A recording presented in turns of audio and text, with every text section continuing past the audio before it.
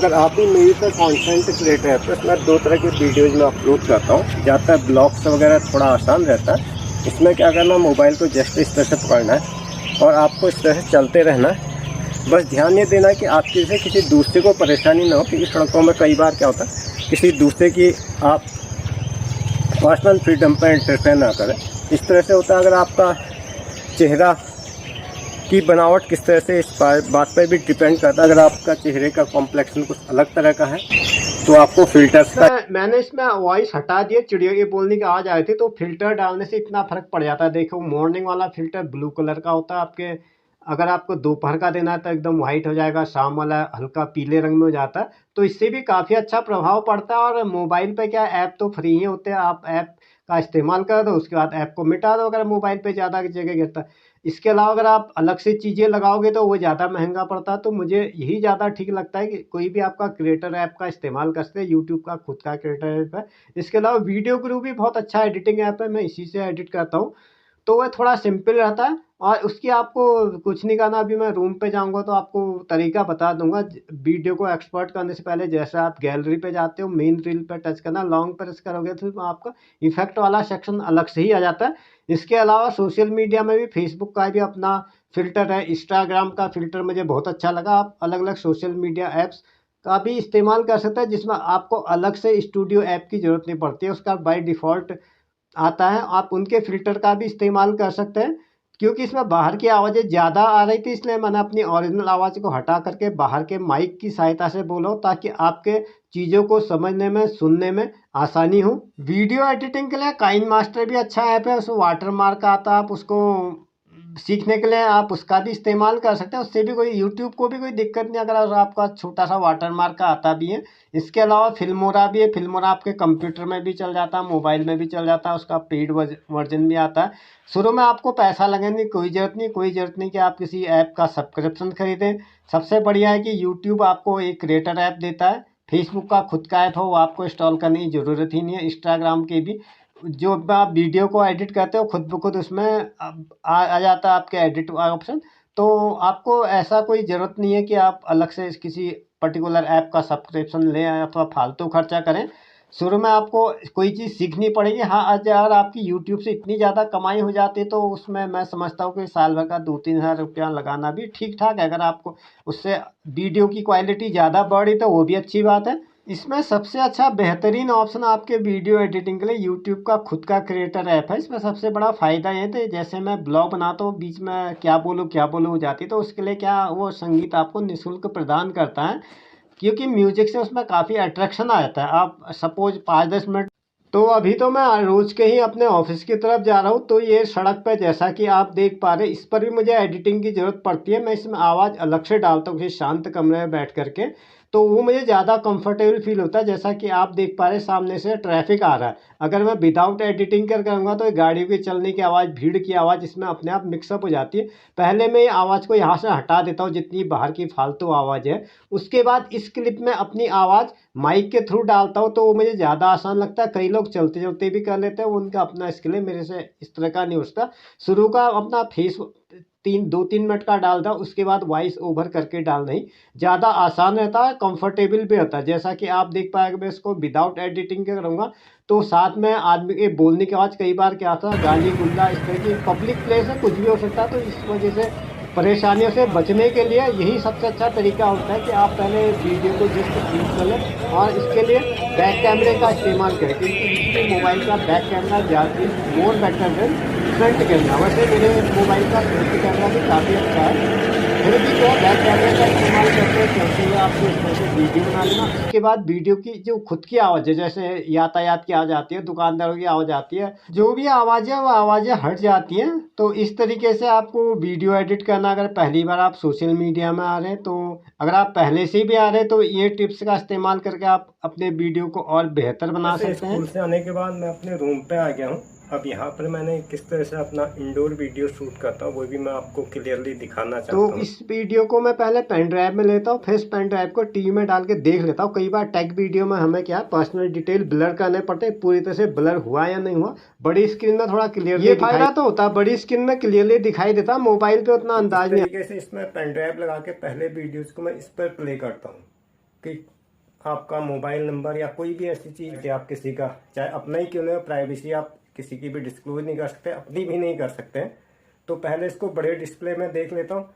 जब कंफर्म हो जाता है कि सारी चीज़ ब्लर हो गई है या कोई यूज हो गया है, तो इसको पेन ड्राइव को दोबारा से मोबाइल फ़ोन पर अटका करके इसका आउटपुट मैं इसमें लेता हूँ, दोबारा उसमें रिलीज़ कर लेता हूँ। इसके अलावा एक्स्ट्रा एफर्ट्स इंक्लूड करने के लिए अलग अलग बुक्स का सहारा लेना पड़ता है। यहाँ पर थोड़ा लाइटिंग का इशू आ रहा है कि पीछे दोपहर का टाइम है और बहुत तेज़ रोशनी आ रही, तो मैं भी शायद चेहरे का कॉम्प्लेक्शन उतना क्लियर नहीं है। अब मैं अपनी रोज़ की सीट में आ जाता हूँ। तो इस तरह से मेरे रोज़ की पोजीशन है। इसके सामने जस्ट टेबल लगानी होती है, उसके बाद जो भी है फिल्टर्स का ही इस्तेमाल करता हूँ, अथवा एनिमेटेड ही सारी चीज़ें होती है जो भी मेरा इसके बाद आप सेटअप देखते हैं। तो इस तरह से ज़्यादातर एजुकेशनल वीडियो बनाना मुश्किल होता है, क्योंकि आपके एक वीडियो में आपका कई 2-3 बुक्स लेनी पड़ती है। उसके अलावा मोबाइल की स्थिति और आवाज़ की गुणवत्ता पर भी विशेष ध्यान देना पड़ता है। भाषा आसान होनी चाहिए, लेकिन इतनी ज़्यादा आसान भी नहीं होनी चाहिए किसी अंग्रेजी माध्यम के विद्यार्थियों को हिंदी के शब्द ही भारी लगने लगे। इसलिए दोनों माध्यम की इस्तेमाल करता हूँ। ये न्यूमेरिकल हमारा हाई स्कूल में चलता था, यूपी बोर्ड इलाहाबाद, इसकी बुक है। ये भी काफ़ी अच्छी बुक है, इस पर काफ़ी अच्छे क्वेश्चन मिल जाते हैं। ये है मेरी किताबों का खजाना। इसमें काफ़ी सारी किताबों का असीम भंडार है। BSc, MSc, BA, MA, engineering, mathematics, काफ़ी सारी बुक्स है।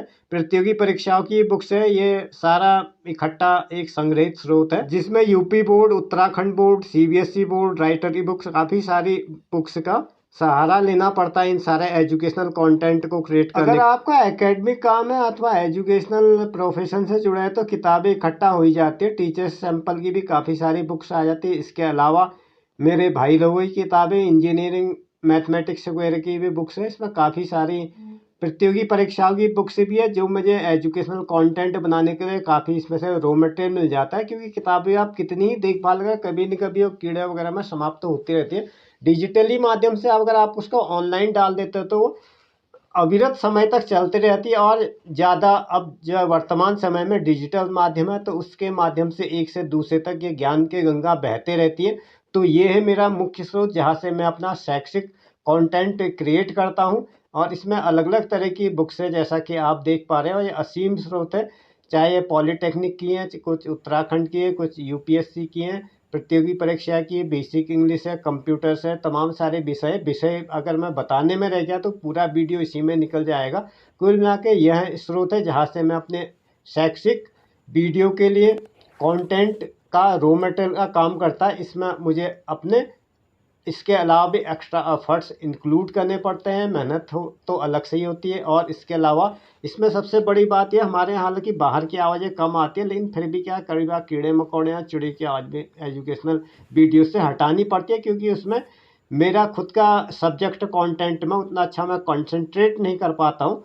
तो ये है फिर यहाँ पर जहाँ से मैं अपना एजुकेशनल कंटेंट बनाता हूँ। इसके अलावा इसमें कई सारी साहित्य किताबें जो मैं खुद पढ़ता हूँ, हालांकि पुरानी किताबें, लेकिन इस तरह की मनोरंजक कहानियाँ जितनी बार पढ़ी जाए वो कम होता है। अब यूट्यूब या फेसबुक में डालने से सबसे बड़ा फ़ायदा ये होता है, किताबें तो कभी न कभी नष्ट होती है। अभी तो मैं मेंटेन कर रहा हूँ, मेरे बाद भी कीड़े मकोड़े लगते रहते हैं। कई बार पुरानी किताबें हमारे यहाँ भी वैसे भी कीड़े में नष्ट हो जाती है। अगर आप डिजिटली डालते हैं तो ज्ञान की गंगा आपके एक पीढ़ी से दूसरी पीढ़ी तक, एक मोबाइल से दूसरे मोबाइल तक, एक कंप्यूटर से दूसरे, असीम समय तक चलते रहते। किताबें तो अच्छी मित्र होती है, वैसे भी किताबों के साथ अच्छा मन लगे रहता है। इसके अलावा हम किताबों को कबाड़ वाले को बेचते भी नहीं, नोटबुक्स वगैरह देते हैं। तो इस तरह से आपको दीवार भी ग्रीन कर सकते हैं। थोड़ा खर्चा ज़्यादा आता है। आमतौर पर अगर आप एक रूम भी पेंट करते हैं तो आज की तारीख में आपके 2-2.5 हज़ार खर्चे हो जाते हैं। इससे बचने का सबसे अच्छा तरीका है, आप हरा कपड़ा कोई भी ले आए, ऑनलाइन आपके आसानी से मिल जाते हैं, सस्ते भी होते हैं। और ये वीडियो बनाने के लिए काफ़ी ज़रूरी है, चाहे आपका एजुकेशन है चाहे ब्लॉग हो। एडिटिंग में काफ़ी आसानी होती है। इसके अलावा व्लॉग्स में भी मुझे कई बार ज़रूरत पड़ती है। सपोज मैं किसी पर्टिकुलर जगह का बनाता हूँ तो उसमें वहाँ पर इतना हल्ला गुल्ला होता है। सपोज मैंने नैनीताल का ही बनाया था, तो वहाँ पर पॉसिबल नहीं होता कि आप फ्रंट कैमरे का इस्तेमाल करके बोल सकें। तो बैकग्राउंड में फ़ोटो लगा लेता हूँ डाउनलोड करके कहीं से भी, और फिर उसके ग्रीन कलर से उसको इरेज कर लेता हूँ। तो ये है फिर इस तरह से। मेन इसमें मुझे बुक्स की ज़रूरत पड़ती है, स्टडी मटेरियल। इसके अलावा ग्रीन स्क्रीन ज़्यादा इफेक्ट के लिए, और ज़्यादा इफेक्ट के लिए एक्स्ट्रा बल्ब की ज़रूरत पड़ती है। और मैंने एक बल्ब कम लगा रखा तब भी आप देख रहे हैं इसमें पिक्सल आ रहे हैं। इसके लिए प्रॉपर लाइटिंग का होना जरूरी होता है। तो चाहे आपका एजुकेशनल चैनल हो चाहे ब्लॉग चैनल, ग्रीन स्क्रीन बहुत ही जरूरी होता है। इससे वीडियो एडिटिंग में सहायता मिलती है। इस तरह से होता है, किस तरह से एडिटिंग करने इसमें मैंने ऑलरेडी वीडियोज बनाकर डिस्क्रिप्शन पर लिंक उपलब्ध है। तो इसके अलावा फिल्टर का भी इस्तेमाल करता हूँ। फिल्टर किस तरह से डालना है इसके लिए मोबाइल पे ही चलता हूँ। तो इसके लिए अलग अलग सोशल मीडिया प्लेटफॉर्म जैसे मेरा फेसबुक पेज है, इस पर आपको वीडियो अपलोड पे चले जाना है। इसके एकदम राइट हैंड साइड में आपको एडिट के एकदम नीचे फिल्टर वाला ऑप्शन मिलता है, वहाँ वो आपको टच कर देना। तो उसमें अलग अलग तरह का आप इसमें इफेक्ट डाल सकते हैं। इसके अलावा यूट्यूब में अगर आप इफेक्ट डालना चाहते हैं, इसके लिए आपको यूट्यूब क्रिएटर ऐप में आपको इसी तरह से फिल्टर का ऑप्शन मिलता है। इसमें अलग अलग तरह के वीडियो ग्रू भी बहुत अच्छा ऐप है और इससे आप काफ़ी सिंपल है। और इस तरह से इंस्टाग्राम में भी इस तरह से अलग अलग इफेक्ट आ जाते हैं जैसा कि आप देख पा रहे। अब मैंने फिलहाल इसको सेव नहीं किया है, मैं इसको इस तरह से अंडू कर लेता हूँ। तो इस तरह से आप वीडियोज़ में अलग अलग इफेक्ट डाल करके भी अपने ब्लॉग्स को और ज़्यादा इफेक्टिव बना सकते हैं। और ये है फिर इस तरह से इंस्टाग्राम का भी खुद का ऐप है और फेसबुक पे भी डिफ़ॉल्ट ऐप के ही अंदर आता है।